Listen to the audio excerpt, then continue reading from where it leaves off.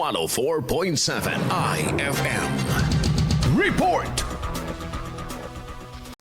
Mahigpit ngayong ipinagbabawal ang double parking sa Dagupan City lalo ngayong holiday season, maging sa pagsasaalang-alang na rin ng nagpapatuloy ng mga road projects sa lungsod. Kaugnay nito, ipinanawagan ng mga POSO enforcers ang pagkikiisa ng mga motorista at mga drivers upang hindi dumagdag sa abala sa nararanasang daloy ng trapiko sa lungsod. Ayon kay POSO Dagupan Deputy Chief Rex Rivera sa panayam nito sa IFM Dagupan, nakaantabay ang lahat ng mga traffic enforcer upang matutukan ng naturang polisiya.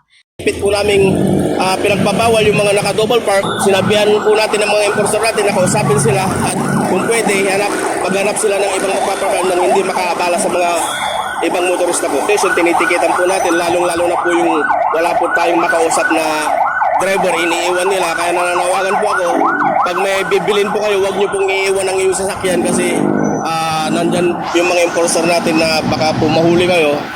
Kaya please lang, huwag nyo pong iiwan yung sasakyan ninyo.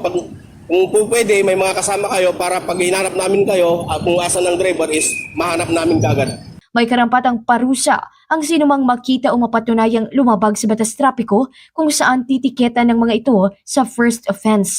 Dagdag niya, talagang inaasa na rin umano na dadami ang maitatalang magdo-double park lalo ngayong holiday season, kaya naman dinagdagan na rin ang mga nakaantabay na enforcers sa mga kakalsadahan. Samantala, aalalayan ang mga kakalsadahang makakapagtala ng bumper-to-bumper traffic upang mapanatili ang pagdaloy ng trapiko.